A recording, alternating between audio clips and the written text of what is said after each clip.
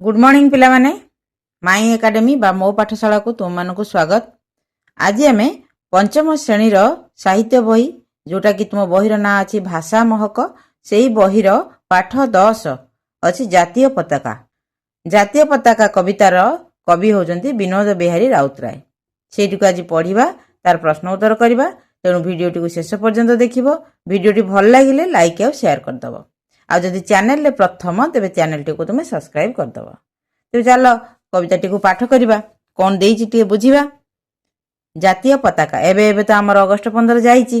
तेणु समस्त भितर जातीयताबोध वर्तमान सुधा से स्रोत चली से परिवेश भितर आम आज पढ़ा जातीय पताका। नील आकाश रे उड़े फरफर जेउ तीनी रंगी नेत आमरी देशर रखी अछि टेक आमरी पताका सेत। जनाए से आमे स्वाधीन देशर स्वाधीन मनीष जाति डर नाही तिले बाट चालुअछु गरबे फुलाई छाती। फुलई अछि फुलाई लरे आकार रहिबो एठी। आमे काहा तुले कଳି करुनाहु कारे पर सबु जाति आम आपणार भाई सबु देश आम घर। कौन ए पदरे देला एतिक प्रथम पारारे बा प्रथम पेज रे। नील आकाश रे उड़े फरफर जेउ तीनी रंगी नेत। नेत माने बाना ध्वजा पताका जहाँ भी पारिबो। नील आकाश रे जो तीनी रंगर नेत उड़ुची बा पताका उड़ुची सेठी काहार ना आमरी देशर। टेकी अछि टेक आमरी पताका सेत। से जो तीनी रंगी पताकाटा सेटा आम देशर टेक रखिछि आमर परिचय सेटा से तीनी रंगी पताका जे कि नील आकाश रे फरफर हे उड़ुची। आउ से फरफर हे उड़ुथुआ तीनी रंगिया नेत को देखिले छाती भितरटा गर्वरे फुली उठुची। माने देशटा देश मातृकार आमे संतान ए कथा भाबिकिरी जीवन आमर धन्य हो जाउची। जनाए से आमे स्वाधीन देशर स्वाधीन मनीष जाति डर नाही तिले बाट चालुअछु गरबे फुलाई छाती। से जो नेत तीनी रंगिया नेतटी नील आकाश रे फरफर हे उड़ुची से हमको कौन जनाउची ना आमे होचु स्वाधीन देशर मनीष। आमे स्वाधीन आमर निजस्व परिचय अछि। तेणु आमर काहाकू भी डर नाही। आमे से नेत को धरिके आमे बाट चालुचु सेटा आमर परिचय। आउ एई नेत पाइका आमे गर्वित मध्य अनुभव करचु। आम छाती गर्वरे फुली उठुची। कौन पाई ना एई नेत पाई एई तीनी रंगिया नेत पाई जहा कि बहु कष्टलब्ध बहु रक्तपात अनेक जंत्रणा परे आमे एटिकु पाइचु। अनमोल रतन अमूल्य रत्न एटे आमर। ए नेत व्यतीत आमर परिचय नहीं आमर स्वतंत्रता नहीं। तेणु ए नेत को आमे गर्वर सहित कहि परिबा ए नेत को धरी जे आमे सब भारतीय आमे स्वाधीन देशर संतान। तापर कौन देला आमे काहा तुले कଳି करुनाहु कारे पर सबु जाति आम आपणार भाई सबु देश आम घर। आमे काहाकू पर करुना समस्ते आमर काहाकू तुलना करुना बा किए छोट किए बड़ किए आमर किए आउ कहार से तुलना भी आमे करुना। कहा सहित कଳି करुना काहाकू पर मणुना। सबु जाति आमर सबु देश आमर आमे सबु देशर समस्तंकु एकतार भावरे बांधी रखिछु केवल एई नेत पाई। ए नेतर प्रतीक होची जे आमे भिन्नता भितरे एकतार परिचय देउछु। विभिन्न जाति विभिन्न धर्म विभिन्न संप्रदाय विभिन्न गोष्ठी समस्ते मिशिचंती एई देशरे समस्ते एई देशरे अधिवासी आ समस्तंकर परिचय होची गोटिए जे आमे भारतीय। आ भारतर परिचय होची एई तीनी रंगिया नेतटी। बुझी पारछो। ता परवर्ती पेज रे कोन देछि देखिबा। कोन देला तोप गोला गुली बंधुक कमाण जे केते विपद आगे ए पताका लागी लड़ाई करिचु सबु काली परी लागे। हसी हसी केते वीर देले प्राण साधु महात्मा केते ପାରାବାର ଠାରୁ କାରାଗାର ଯାଏ ପିଠି ଫଟାଇଲେ ବେତେ। ଆଜି ଏହା ତଳେ ଠୁଳ ହୋଇ ଭାଇ ସରବେ ନୁଆଇଁ ମଥା। ବିପଦ ପଡ଼ିଲେ ଲହୁ ଢାଳି ଦେଇ ରଖିବା ଏହାର କଥା। ସମ୍ପଦରେ ଆମେ ଗାଇବା ଗରବେ ହୋଇ ଅତି ନିରିଭୟ। ଜୟ ଭାରତର ମଉଡ଼ ମଣିଷେ ଜାତୀୟ ପତାକା ଜୟ।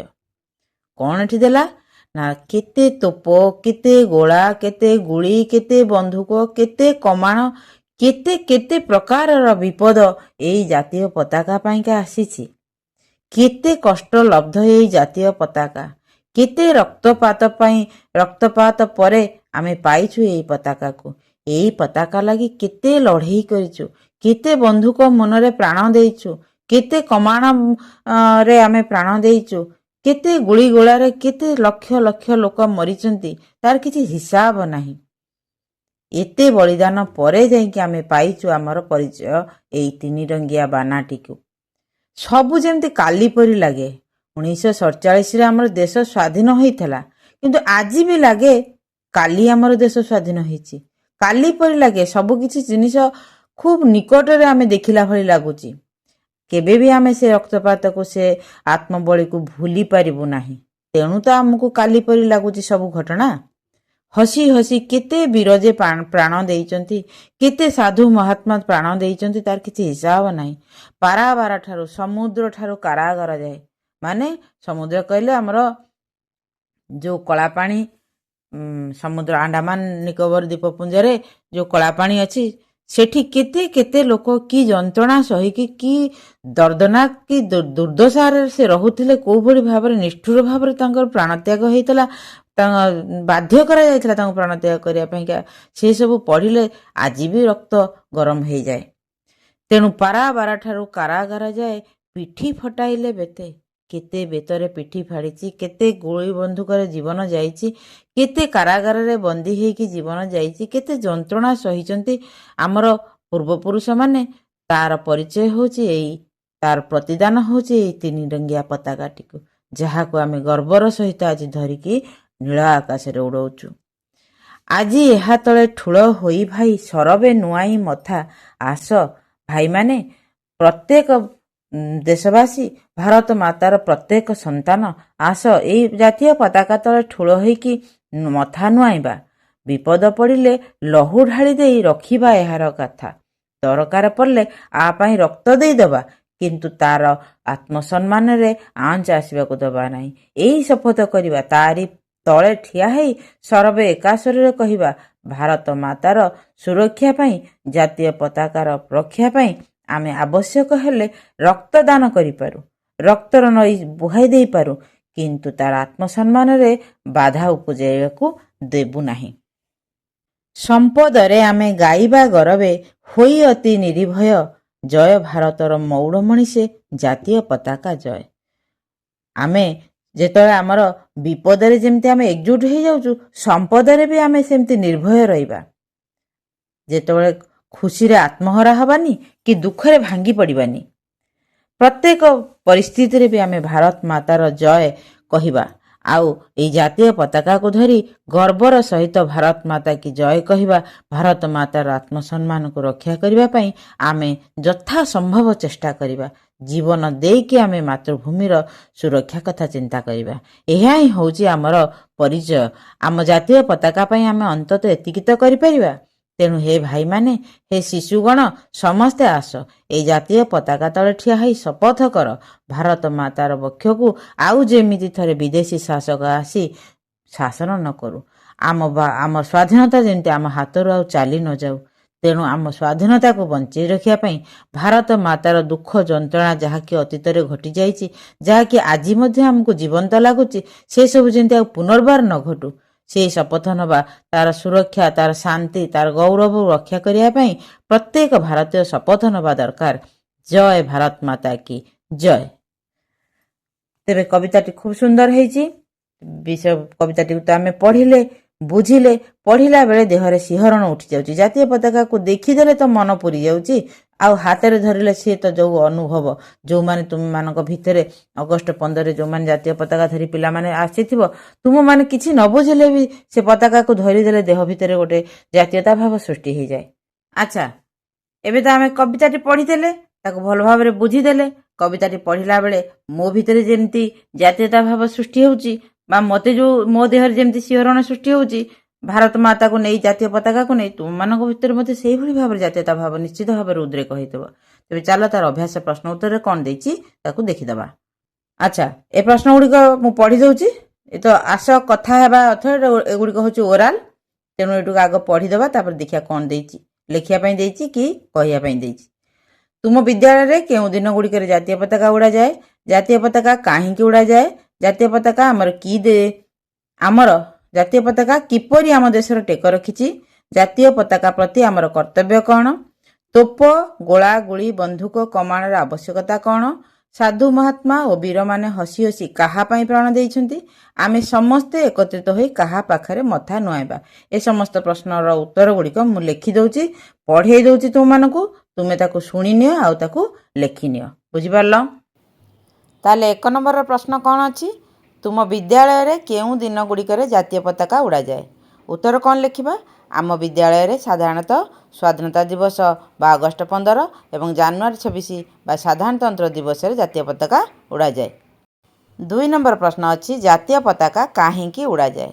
ଉତ୍ତର କ'ଣ ଲେଖିବା? ନା ଜାତୀୟ ପତାକା ଆମ ଦେଶର ସ୍ୱାଧୀନତା, ସାର୍ବଭୌମତ୍ୱ ଏବଂ ଜାତୀୟ ଗୌରବର ପ୍ରତୀକ ହୋଇଥିବାରୁ ଏହାକୁ ଦେଶ ପ୍ରତି ସମ୍ମାନ ଜଣାଇବା ପାଇଁ ଉଡ଼ାଯାଏ।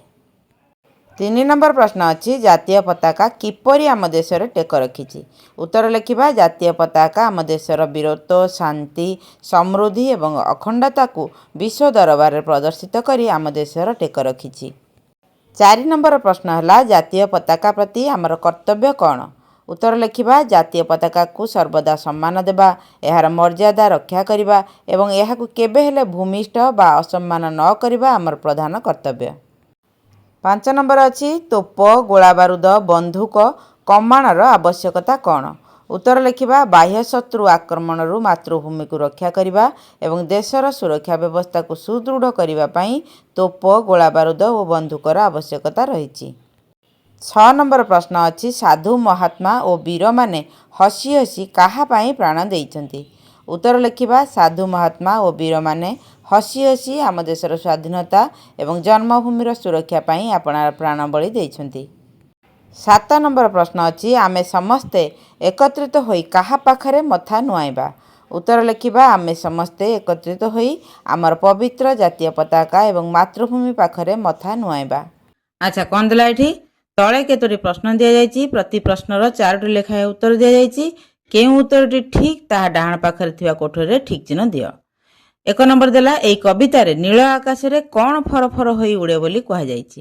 ନୀଳଚକ୍ର ବାନା, 3 ରଙ୍ଗୀ ନେତ, ଜାତୀୟ ପତାକା, କପି କେତନ ବାନା। ଏଥିରୁ 2ଟା ଅପସନ୍ ଠିକ୍ ହେବ। ଯଦିଓ କରେକ୍ଟ ଅପସନ୍ ଜାତୀୟ ପତାକା, କିନ୍ତୁ এই 3 ରଙ୍ଗୀ ନେତଟି ତୁମ କବିତାରେ ଏଟା ଅଛି, ତେଣୁ 2ଟି ଯାକ ଅପସନ୍ଟାକୁ ଠିକ୍ ହେବ। 2ଟି ଯାକ ଅପସନ୍ରେ ଠିକ୍ ଚିହ୍ନ ମାରିଦେବା। ଆମ ଜାତୀୟ ପତାକା ଫରଫର ହୋଇ ଉଡ଼ି ଆମକୁ କି ବାର୍ତ୍ତା ପ୍ରଦାନ କରେ? ପ୍ରଗତିର ବାର୍ତ୍ତା, ଗର୍ବରେ ଛାତି ଫୁଲାଇ ଚାଲିବାର ବାର୍ତ୍ତା, ସ୍ୱାଧୀନ ଦେଶର ସ୍ୱାଧୀନ ମଣିଷର ଭାବନା, ନିର୍ଭୟରେ ଗର୍ବର ସହିତ ଚାଲିବାର ବାର୍ତ୍ତା। 4ଟି ଯାକ ଅପସନ୍ ପାଖାପାଖି କୋରିଲେଟେଡ୍ ଅଛନ୍ତି, କିନ୍ତୁ ଗ ଅପସନ୍ଟିକୁ ତୁମେ ଠିକ୍ ଚିହ୍ନ ମାରିବ। ବୁଝିପାରିଲ? ସ୍ୱାଧୀନ ଦେଶର ସ୍ୱାଧୀନ ମଣିଷର ଭାବନା। ତା ପରବର୍ତ୍ତୀ କ'ଣ ଅଛି ଦେଖିବା। କ'ଣ ଦେଲା? 3 ନମ୍ବରରେ, ଏଇ ପତାକା ଲାଗି ଆମେ କି କାର୍ଯ୍ୟ କରିଛୁ? ଲଢ଼େଇ କରିଛୁ, ଆନ୍ଦୋଳନ କରିଛୁ, ଅନଶନ କରିଛୁ, କାରାବରଣ କରିଛୁ। 4ଟା ଯାକ ଅପସନ୍ ଠିକ୍ ହେବ। 4ଟା ଯାକ ଠିକ୍ ଚିହ୍ନ ମାରିବ। ବିପଦରେ ପଡ଼ିଲେ ମଧ୍ୟ ଆମେ କାହାର ଜୟଗାନ କରିବା? ଭାରତବର୍ଷର, ଜାତୀୟ ପତାକାର, ଭଗବାନଙ୍କର, ବୀର ପୁରୁଷମାନଙ୍କର। ଭାରତବର୍ଷର ଠିକ୍ ଚିହ୍ନ ମାରିବ, ଜାତୀୟ ପତାକାର ଠିକ୍ ଚିହ୍ନ ମାରିବ, ବୀର ପୁରୁଷମାନଙ୍କର ମଧ୍ୟ ଠିକ୍ ଚିହ୍ନ ମାରିବ। 3ଟା ଯାକ ଅପସନ୍ ଠିକ୍ ହେବ। ବୁଝିହେଲା? ତାପରେ ଦେଲା, ଭାବ ଓ ଲେଖ। ଏ ପତାକା ଲାଗି ଲଢ଼ାଇ କରିଛୁ, ସବୁ କାଲି ପରି ଲାଗେ। ଉପର ଲିଖିତ ପଦରୁ ଆମେ ଜାଣିଲେ ଯେ ଆମ ଦେଶର ସ୍ୱାଧୀନତା ପାଇଁ ବହୁତ ଲୋକ ପ୍ରାଣ ବଳି ଦେଇଛନ୍ତି।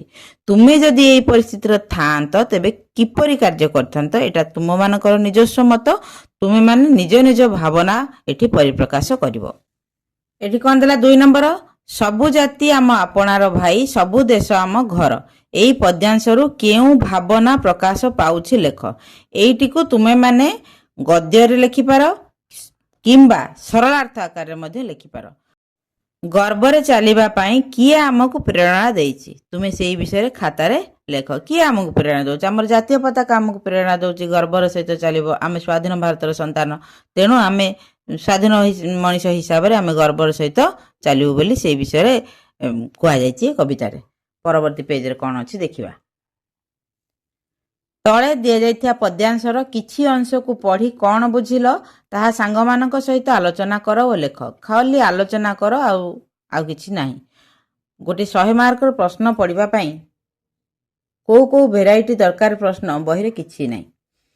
आमरी देशर रखिएछि टेक आमरी पताका सेत पारा 12 ठारू कारागार जाए पिठी फटाइले केते विपद पड़िले लुह ढाली दे रखिबा एहार कथा। ए तीनिटा जाक मध्य तुमे सरलार्थ आकार लिखिपार बुझिपारछ। ए तीनिटा जाक मु सरलार्थ आकार लिखि दउछि ताको तुम माने लिखि नियो आउ ताको मने रख। प्रथम पद्यांशर भावार्थ हला एई धाड़ीरू आमे बुझिलु जे आम देशर जातीय पताका हेउची आम मातृभूमिर सम्मान गौरव और स्वाधीनतार प्रतीक। एई त्रिरंगा पताका सारा विश्व दरबार रे आम भारत देशर टेक और मर्यादा को सर्वदा उच्चा करी रखिछि। द्वितीय पद्यांशर भावार्थ हेउची एही धाड़ीरू आमे बुझिलु जे आम देश को पराधीनतारू मुक्त करिबा पई एवं जातीय पताकार प्रतिष्ठा पई अगणित वीर संग्रामी हसी हसी फांसी काठरे झुली पड़िथिले। देश पई सेमाने कारागार जेल जाई शत्रु मानकर अत्याचार और कोरडा माड़ को निज पिठीरे सहिथिले मध्य पछ घुंचा देई नथिले। तृतीय पद्यांशर भावार्थ हेउची एई धाड़ीरू आमे बुझिलु जे जदि केबे मध्य आम देश किंबा आम जातीय पताकार सम्मान उपरे कौनसी विपद बा आंच आसे तेबे आमे निज जीवन को बाजी लगाई एवं निजर रक्त ढाली देई मध्य यार सुरक्षा करिबु। देशर आन बान और शान को बजाय रखिबा आम समस्तंकर परम कर्तव्य। तापर कला खरे आस पाठटी को मने पकाई पदर अवशिष्ट अंश पूर्ण करबा। एटा पद्यांशर फाळे फाळे देइछि बा गोटे साइड देइछि आर साइड तुम माने लिखिबो। मु एटा लिखि दउछि तापर तुम मानकु पढाई देबी। बुझि पारलो? ताहले कोन हैला? नील आकाश रे उड़े फरफर जेउ तिनि रंगी नेत डर नाही तेळे बाट चालू अछु गरबे फुलाई छाती आमे काहा तुले कଳି करुनाहु कारे पर ए पताका लागी लड़ेई करिबु नुएटे करिचु अछि तुम कवितारे सबु काली परी लागे जय भारतर मौड़ मणिषे जातीय पताका जय। एटुकु आमे पूर्ण करदेले। तापरे कौन देछि भाषार कथा आमरी देशर रखिएछि टेक आमरी पताका सेत। तापर कौन लिखिछि उपरे रेखांकित पताकार अर्थ होछि ध्वजा यार आउ एक अर्थ होछि केतन। परपृष्ठारे केतेगुड़े शब्द रही शब्दर डाहाण पटे शब्दर उत्तर मध्य केतेक शब्द सह मिसिकी रही। तुमे ठीक उत्तर चारिपटे वृत्त बुलाओ खातारे शब्द आउ तार अर्थटी को लेख। परवर्ती पेज ताल देखिया पड़ियो कौन अछि एठी क्लेश देइछि तार अर्थ होछि कष्ट कष्ट शब्दटी को से गोल बुलाइछि। टेक माने सम्मान बा सम्मान आमे एठी सम्मानटा को गोल बुलेवा। गरव प्रभाव अहंकार गैरिक अहंकार पाराबार सागर कारागार बंदीशाला लहू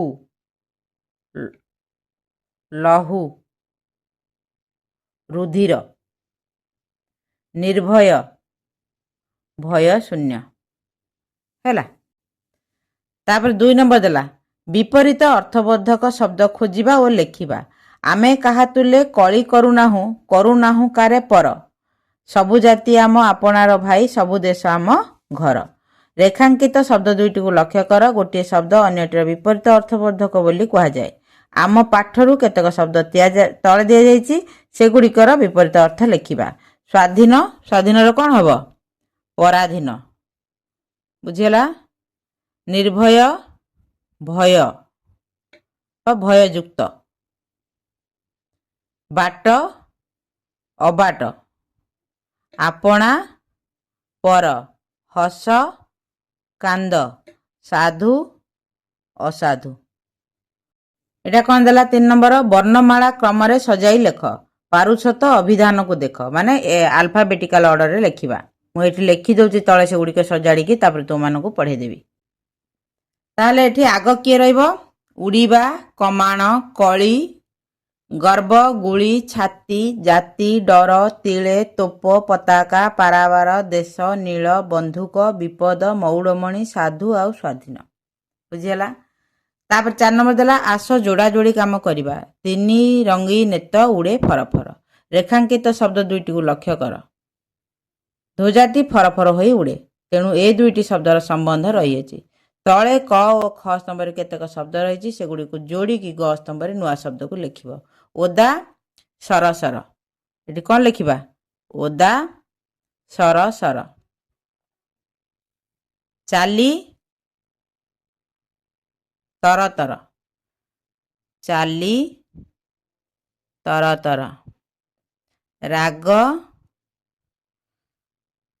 राग गरगर शीत थरथर लुह झरझर पवन सरसर पवन पवन खरखर वचन पवन फरफर वचन खरखर पवनटा फरफर हब हैला। तापर देखिया कौन देछि ताले आर उत्तर कौन सब हबो। तुमे विद्यालय रे को दिवस पालन करछो ना गुरु दिवस शिशु दिवस नेताजी जयंती गांधी जयंती साधारणतंत्र दिवस आउ स्वाधीनता दिवस। बुझी पारलो। तुमरे एई कविताटी जातीय पताका कविताटी आमे पढ़ी देले बुझी देले आउ तार प्रश्न उत्तर मध्य कर देले। आशा करूछि तुम माने विषय वस्तुटी को बा कविताटी को भलो भाबरे बुझिथिबो आउ प्रश्न उत्तर गुड़िक मध्य तुम माने लेखि नेथिबो। तेबे जदि वीडियोटी भल लागि थाए मोर पाठ पढ़ा तुम मानको पसंद आसी थाए तेबे वीडियोटी को तुम माने शेयर कर दियो लाइक कर दियो आउ चैनल रे प्रथम थले चैनल टी को सब्सक्राइब कर दियो। आउ एक वीडियो रे पुन थरे तुम मान सहित देखा हबो। से पर्यंत सुस्थ रुह सुरक्षित रुह आ सबुठारु बड़ कथा हला प्रकृति की बंची रखिबारे निजर अवदान दियो। रहुछि गॉड ब्लेस यू।